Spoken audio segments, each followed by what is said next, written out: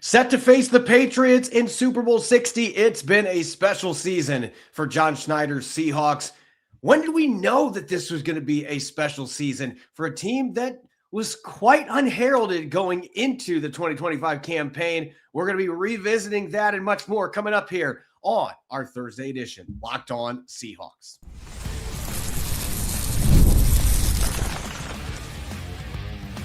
You are Locked On Seahawks, your daily Seattle Seahawks podcast, part of the Locked On Podcast Network, your team every day.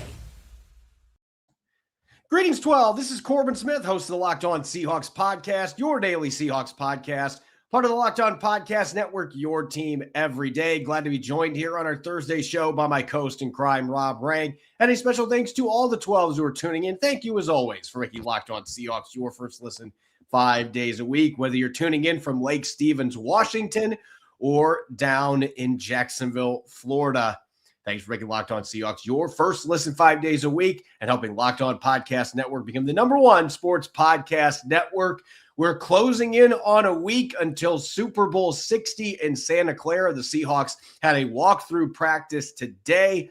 They're going to be away for a few days after Friday's practice before they head down to Santa Clara. We are going to take a look at what's new with the New England Patriots on defense. This is a defensive-centric episode. We've got some defensive takeaways coming out of Sunday's massive NFC Championship win over the Los Angeles Rams, and a bit of a reflection on how we've gotten to this point where the Seahawks are playing in their 4th Super Bowl in 50 seasons. This episode is brought your way by our friends over at Prize Picks. Download the Prize Picks app today and use the code LOCKEDINNFL to get $50 in lineups after you play your first $5 lineup. Now for your lead story here on our Thursday edition of Locked On Seahawks. Just a week after being named Executive of the Year by the Pro Football Writers Association, John Schneider made a rare in-season press conference chatting with reporters at the VMAC, celebrating that much deserved and long awaited award as the best of the best in terms of NFL executives. And as we would expect, Rob, John Schneider deferred to a lot of other people in the organization, with this being a team-oriented award, which it absolutely is. The scouting department, the personnel department, everybody that's involved in that building, crucial to all of the success the Seahawks have had building this Super Bowl caliber roster. But John Schneider is still the man at the top. He's still the head honcho, the guy that is running the show. And he was asked in particular about this team when he started to sense that this was going to be a team that was special and whether they have overachieved or underachieved. And he referenced Sam Darnold and just the way that the team was taking to him during training camp. And I remember 2 other people that mentioned that as something that really stood out with this team back in August. And it kind of that early, I don't know that we sensed that this was going to be a Super Bowl team. And I think you and I during the first half of the year said, hey, we got to still see this, still got to see this. But that was when you and I both had this team as a 12. You had a 13-win team. I had a 12-win Seahawk team. You and I thought this was going to be a solid football team. And here we are, and they've somehow eclipsed both of our expectations, and we saw a lot to be encouraged by, even dating back to OTAs. And I think this makes this a fun reflection episode here. Now that you get a chance to play for the Lombardi, how this team that was unknown and kind of an afterthought going into the season, at least in national circles, has evolved into this special Super Bowl team. And when we saw signs that that's what this team could be during the course of this season. Yeah, it's all about perspective. And if you are knee deep in it, the way that John Schneider obviously is, he doesn't have the opportunity to go to other NFL training camps, so you're going to focus in on your own team, and you are going to see your own strengths, your own weaknesses. It's very difficult to gauge that against other teams until you actually, have a preseason game and you're competing against another squad.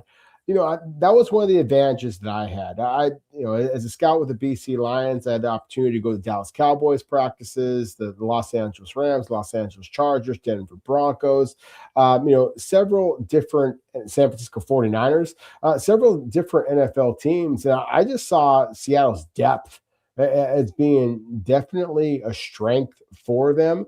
There is no doubt that when you have as much turnover as the Seahawks had at critical positions like quarterback, then you had to be careful if you were going to put out any kind of too bold of predictions. But I was a big believer in Sam Darnold. Said as much a year ago when then with the Minnesota Vikings, Sam Darnold beat the Seahawks, showing his kind of poise and the precision as a downfield passer. Was very excited about the possibility of him in this offense. Thought that he was a beautiful fit in Clint Kubiak's scheme. And obviously the success that the Seahawks had defensively a year ago with Mike McDonald, I really thought this was a club that had a chance to be special. But at the same time, because I had a little bit more perspective in going to those different training camps, that's the biggest reason why. So, look, I'm not trying to pat myself on the back here because the Seahawks, I thought there was a very good possibility I was going to be dead wrong.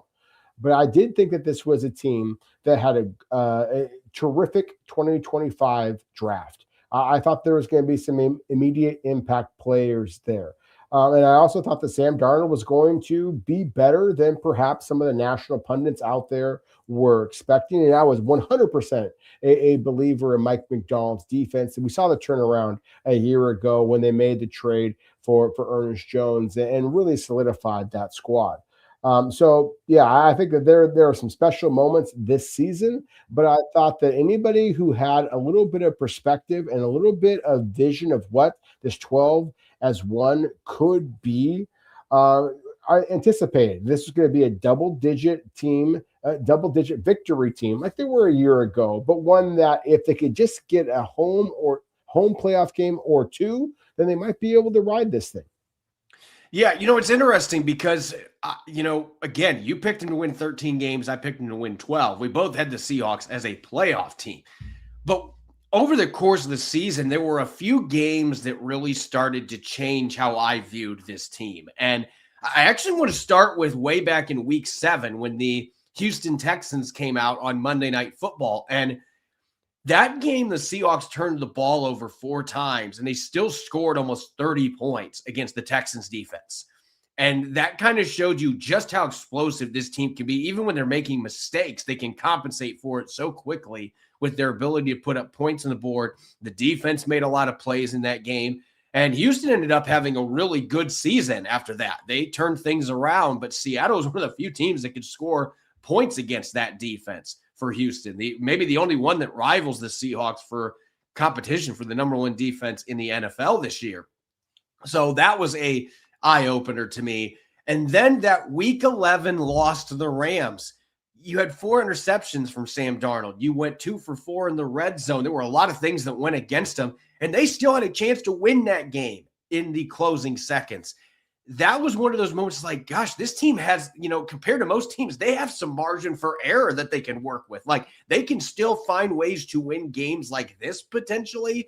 And then they haven't lost ever since that game. So you could look at those big wins they've had down the stretch. That overtime win against the Rams certainly is one that's when you really start to feel like this team could get to the big game. But that loss in week 11 in SoFi, that really was a game was like, gosh, this team didn't play well at all, at least on offense, and they still had a chance to win it. Those kind of teams can be really dangerous once you get deeper in the season. We've seen the Seahawks ever since. Again, they haven't lost. They've won their last 9 games since that game. So that really, those 2 games were as big a turning points for me in my evaluation of this team as any. I think that is how a lot of people are going to feel. Again, I think even earlier than that, frankly, I thought against the San Francisco 49ers week 1. I mean, I thought that Seattle played pretty poorly in that game. And this is against the 49ers team that I thought was, on paper, when they were completely healthy, was one of the absolutely elite teams in the NFL and didn't play very well. And yet you still had a chance to win at the end. I was shocked, frankly, when Seattle lost that game. I was angry because I just thought you're the better team. And yet you lost this game at home. I mean, some of our very loyal listeners and viewers, and thank you, as we all often say, thank you for all of your support. I was upset about even the preseason games because I wanted to make Lumen Field back into the formidable, hostile environment that obviously has been over the last couple of weeks here in the playoffs. But I thought that was critical for Seattle because I did think that this was a special team. And you mentioned the Houston game, even a week before that against Jacksonville. These are two teams that got really, really hot in the Jacksonville Jaguars, the Houston Texans. And, they were one of the best teams in the AFC, and Seattle, frankly, clowned both of them.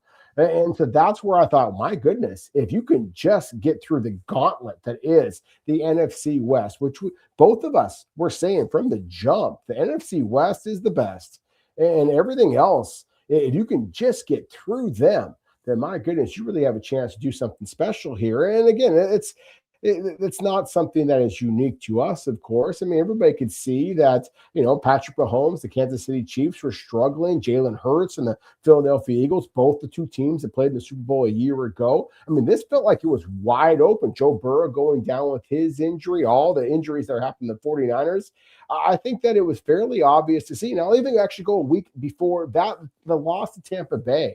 I just saw a team that, for the most part, early on, was kind of leaning on the defense as expected. And then Sam Darnold and Baker Mayfield went back to back, just throwing haymakers at each other. It's like, oh my goodness, this team can actually score a lot of points. If the game changes and this is going to be a shootout, then Seattle can still kind of hang here. And I believed, having gone to Dallas or Oxnard, California, where the Dallas Cowboys have their training camps, that DeMarcus Lawrence was one of the most underrated signings in all of free agency.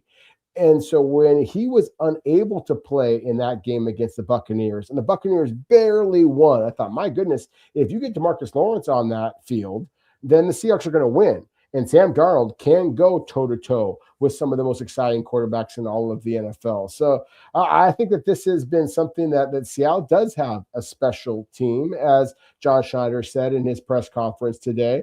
And I think that if you have a little bit of perspective, you can see it for a long ways out. When we come back, hey, we're going to take one last look at that NFC Championship game win because these don't happen very often. We're going to look at the defensive side of the football. It's a rare Tell the Truth Thursday here on Locked On Seahawks. We'll dive into defense, special teams coming up next here on our Thursday edition, Locked On Seahawks.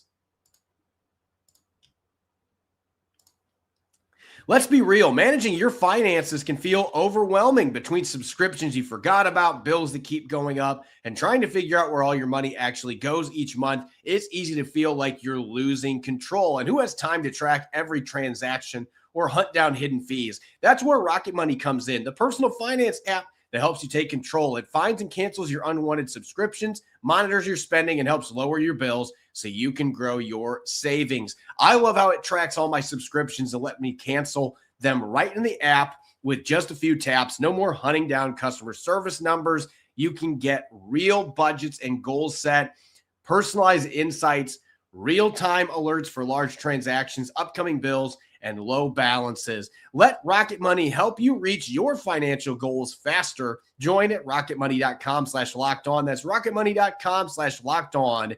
rocketmoney.com/locked-on. Tax season doesn't have to take over your life. This year, TurboTax is making it easier than ever to just hand things off and move on with your day. With TurboTax full service, you can have your taxes done for you by a trusted local expert, start to finish without the stress or guesswork. Instead of spending hours trying to figure out forms, you can meet with a local TurboTax expert in person or connect online. They handle everything from W-2s to self-employment forms and work to get you every deduction. It's a huge time saver and gives real peace of mind knowing an expert is handling it.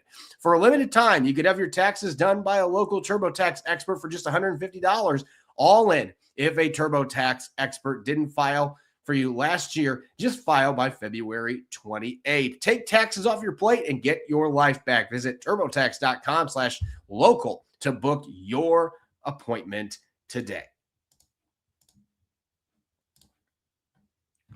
Welcome back to the Thursday edition of Locked On Seahawks. This is your host, Corbin Smith. He's Rob Rang. A special thanks to all the 12s who are tuning in. And thank you, as always, for making Locked On Seahawks your first listen 5 days a week. We greatly appreciate your support of the podcast. You already live your team every day. Now take it up a level and go ad-free by joining the Everydayer Club today. Get Locked On Seahawks with no interruptions, members-only Discord access to speak with Locked On hosts, and more, all for just $5 a month or $50 a year, and to sweeten the pot until the Super Bowl. So these 2 weeks leading up to the Super Bowl, get 1 month free of the Everydayer Club with the code Super Bowl. Go to lockedonseahawks.supercast.com or check out the link in the show notes to learn more. All right, Rob, we are going to spend one more segment looking back at that NFC Championship game. We were going to do it yesterday, and me moving back to Seattle full-time kind of got in the way. So let's talk defense for the Seahawks, special teams maybe as well. Things that jumped out to us watching the All-22 film going out of this game, the things that stood out in Seattle's 31-27 win. And I know there's one player in particular. Normally it's me that's gushing about this kid, but I will divert to you today and let you have the fun. And it has been fun. It has been fun watching Nick Eamon-Warrior just kind of, sprout his wings, so to speak, for the Seattle Seahawks. And to me, become the ultimate eraser. And I use the term eraser because that is a term I have often used in scouting. When you have a guy that can basically move from position to position and essentially erase whoever is the offensive skill position player, Sean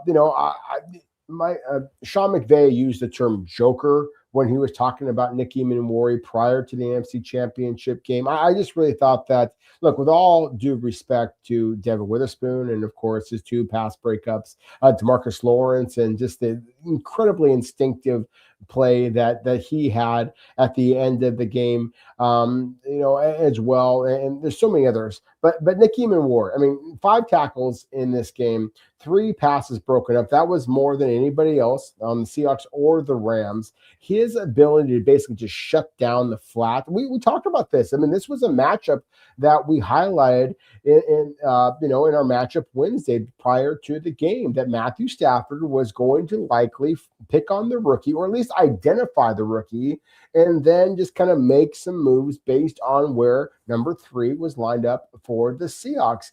I don't know that Matthew Stafford or Sean McVay anticipated that Nick Eamon-Warrior would be as effective in essentially shutting down those quick throws to the flats. But Eamon-Warrior's speed, his instincts, his length essentially shut that down and made it that much more complicated. If the Rams did have some success, and they did, on first and second down, then the 3rd and 3, the 3rd and 4, the 2nd and 6 kind of plays that were pretty simple for the Rams in prior matchups against the Seahawks and everybody else suddenly were much more complicated. So to me, Nick Eamon-Warrior demonstrated that he is 100% a force to be reckoned with, and the New England Patriots are going to be very concerned about him as well.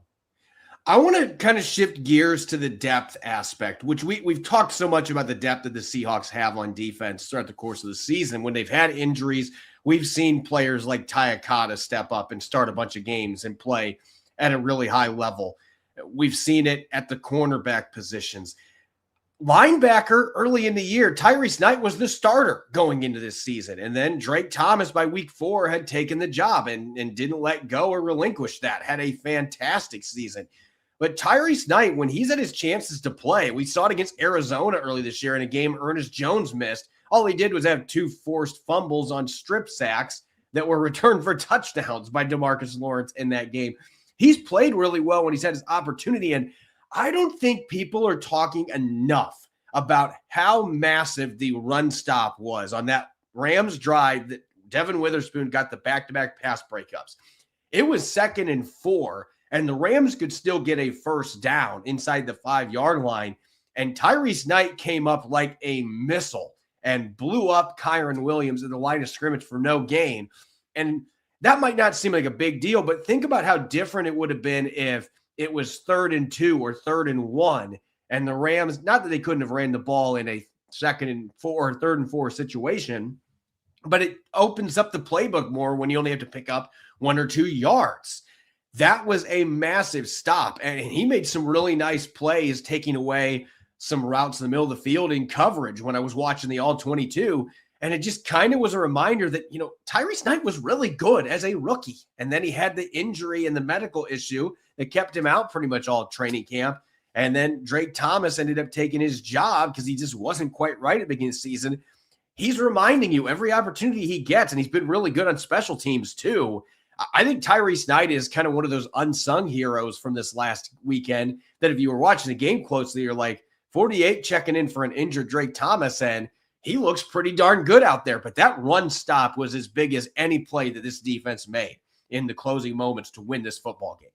Yeah, I love that you mentioned that. I mean, we could have talked about Brendan Peely, not necessarily in this particular game, but in prior games as well as being another one. Certainly, Josh Jobe, we've talked about so much, and you mentioned Ty Okada. I mean, Seattle's depth, again, to me, has been one of the biggest reasons why they are in this game, at least one of the most underrated elements of why they are have qualified for the Super Bowl. And I mentioned this in the Seahawks squad show right after the Seahawks qualified for the Super Bowl. This is Seattle's fourth appearance in the Super Bowl in the last 20 years. That leads all of the NFC. It's third in all of the NFL to Patrick Mahomes, the Kansas City Chiefs, and Tom Brady and the New England Patriots. And obviously now they have a whole different roster there in New England. But still, I mean, I think that one of the reasons why that you see so many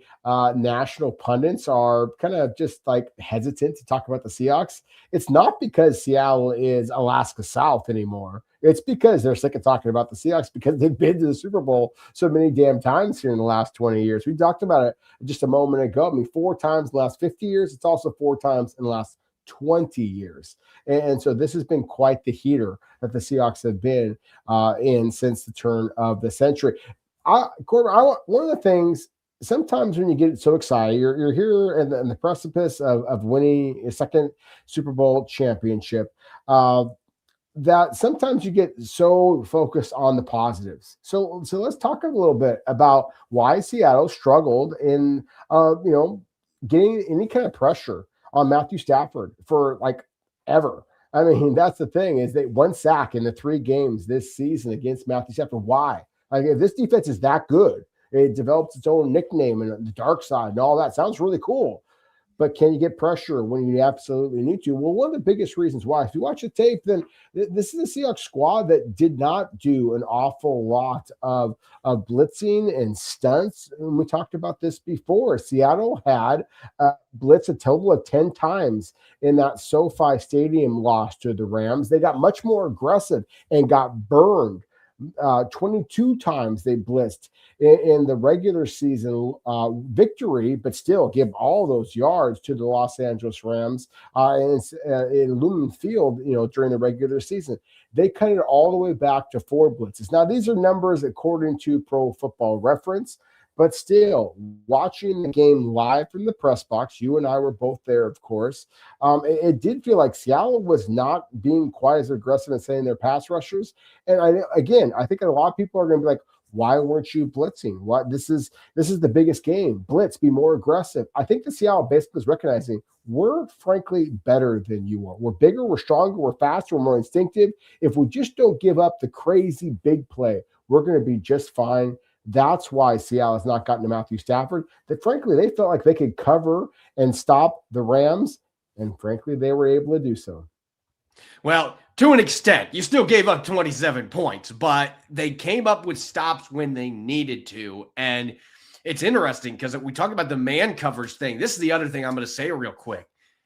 This is a testament to Matthew Stafford. He is the Luke Skywalker of the NFC West because he is the one guy that has been blowing up the Death Star. He's the only quarterback that has been able to have success against this dark side defense. And, it seems like the Seahawks have tried a little bit of everything. They've had a game this year where they played a ton of man, and they had success in that game in week 11. Didn't play near as much man. They were still good when they were in man, but zone, Matthew Stafford carved them up in week 16. And then in this game, we're going to go back to playing more man. And then Matthew Stafford says, oh, my young apprentice, I am coming after you now this time. And just ended up ripping him apart in man coverage of this game. And kudos to him. But the Seahawks were able to get those stops late that they needed to, even with that variation and the fact that the man coverage had been so good the first two times against Matthew Stafford, got completely obliterated this time around. Sometimes really, really good quarterbacks, that just happens. They have games where, you know what? I know what you did the last couple of times they played you, and now I'm going to make you pay for it. Matthew Stafford did a lot of that, but the Seahawks got the stops that they had to there at the end of the game. When we come back, let's flip the script, Rob. We're going to talk New England Patriots and what's new on defense for Seattle's upcoming Super Bowl 60 opponent. That'll be up next here on our Thursday edition, Locked On Seahawks. This episode is brought your way by Indeed. If you've ever hired someone who looked good on paper but wasn't necessarily the right fit, you know how difficult that can be. When you want candidates who truly match what you're looking for, trust Indeed sponsored jobs. Indeed is all you need. Stop struggling to get your job post seen in other sites. Indeed sponsored jobs puts your post at the top of the page and help you reach the right candidates faster. If I need to hire someone for this show, I can go straight to Indeed and be very specific about what I need. Real experience, not just a resume buzzword.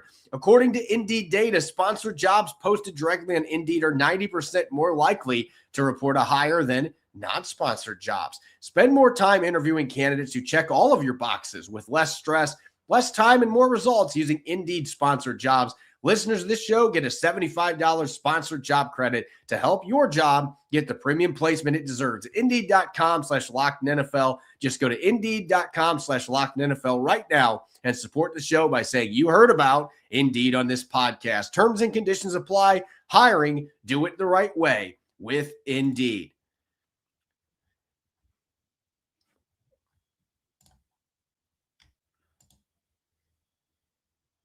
Welcome back to the Thursday edition of Locked On Seahawks. This is your host, Corbin Smith. Glad to be joined by my co-host in crime, Rob Rang, and a special thanks to all the 12s who are tuning in. Thank you, as always, for making Locked On Seahawks your first listen 5 days a week. We greatly appreciate your support of the podcast. Super Bowl 60 coming up, not this weekend, but the weekend after.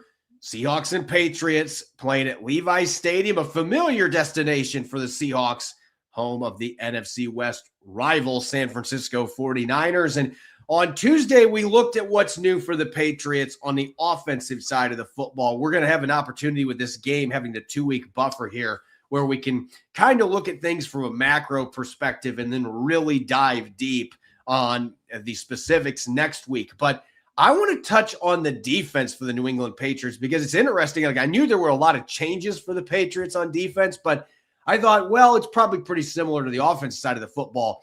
The offense looked like there was continuity at all three levels of the offense compared to what they've done on defense. Even in season, Mike Vrabel and the Patriots front office saying, you know what, we're going to move on from a few guys that we invested high draft picks in. Kyle Duggar, one of their safeties, gets traded. Keon White, who was a player that looked like he was trending towards maybe being a Pro Bowl caliber player early in his career in New England, they jettisoned him to San Francisco. And quite frankly, he didn't do a lot after he went to San Francisco. Those moves allowed the Patriots to mix in some players that they had drafted this year or that they had brought in other methods. They just kind of overturned their personnel groupings. And I'm just running down a list here, Rob. These are all the newcomers that they brought in, either trades or free agency. Cornerback Carlton Davis, defensive tackle Milton Williams, linebacker Robert Spillane, Harold Landry, the edge rusher, Kayvon Chason, edge rusher, who that player hadn't done much in the NFL, and all he's done is become a very reliable rotational piece off the edge for the New England Patriots. They overhauled this entire defense for the most part with a couple of fixtures that they drafted like Christian Gonzalez, but the rest of this lineup, they just completely turned the rock over this year, and it's paid off. And they've been one of the most improved defenses in the NFL with players that really fit the scheme that they are now running with this coaching staff. Yeah, I mean, and let's just kind of, talk about the elephant in the room here for a second. I mean, Mike Vrabel, of course, was a superstar linebacker for the Patriots, comes back as head coach. And so, a lot of people are just basically equating what the Seahawks are doing here with Mike Macdonald, the defensive genius that he is, to New England, and they've got their own defensive genius. But it's funny because Mike Macdonald, of course, calls a lot of the defensive plays for the Seahawks, with all due respect to Adam Durde or Carl Scott, and Seattle is very gifted in that regard. Look, the defensive coordinator for the New England Patriots entering this season was a man named Terrell Williams, who, tragically is dealing with prostate cancer, and he basically had to take a leave of absence from the team after week 2, way back in September. And it's their inside linebacker coach, Zach Kerr, who has kind of taken over here. And so on the coaching side, things have changed for the New England Patriots. And as you mentioned, Corbin, certainly on the personnel side, there have been massive changes. We talked about this a couple of days ago. If you are one of those fans that want a reason to dislike New England Patriots, then dislike the fact that they are essentially the Los Angeles Dodgers or the New York Yankees when it comes to just spending an awful lot of money. The Patriots spent $364 million in free agency just this past offseason. And the biggest addition, and literally and figuratively, was the defensive tackle Milton Williams. He got $104 million to basically plug up the middle for the Patriots. You mentioned Carlton Davis, $54 million to him, $43.5 million to Harold Landry, a dynamic pass rusher who knew Mike Vrabel well since he worked under Vrabel when Vrabel was the head coach of the Tennessee Titans. Kayvon Chason, he's not only for $3 million, but he has been every bit the dynamic pass rusher off the other side with Harold Landry. This is a really good Patriots defense, Corbin. The more I watch the tape of the Patriots, the more worried I get. Are the Seahawks actually going to be able to pull off this victory? Because this is a team that creates an awful lot of turnovers, that has edge rushers on both sides, and then a stout run defense in the middle. I think this is going to be a closer game than people are anticipating. I still think that Seattle is very, is correct in being confident. But at the same time, there are some people who are walking around as if the Seahawks have already won the Lombardi Trophy. And when you watch this defense, you realize there is a long way to go before Seattle is actually able to host that Lombardi Trophy. And I think the addition that they made that is the most under the radar, Robert Spillane has started a lot of games in the NFL, and there's nothing flashy about his game. Ernest Jones has a lot of flash. He's a guy that can get interceptions. He can get a lot of sacks for you. Robert Spillane, it feels like a player that is playing in the 2020s that probably could have played in the 1960s and 1970s, and he would have excelled because he's got that hard-nosed, tough, gritty style. But he is underrated as an athlete. This guy's been in the league for a long time, and he's played in a lot of playoff games dating back to his time early in his career with Pittsburgh. And he's a very heady player. That's why Mike Vrabel was so adamant we need to bring this guy in. We need to have this high IQ, heady player that can run this defense, that also has the leadership skills, can cover a little bit. We can blitz him. Again, there's not flash in the pan to this guy's game. He's got an old school game, but it's effective in the new school approach. I think Spillane is one of the most underrated linebackers in the NFL. And it seems like a lot of this defense has kind of followed suit with what he has done. So I think that's an addition that just doesn't get talked about enough, at least outside of New England. And Mike Vrabel is going to talk. That's one of the few things he will talk about is he loves the way that Spillane has brought leadership and accountability to this defense.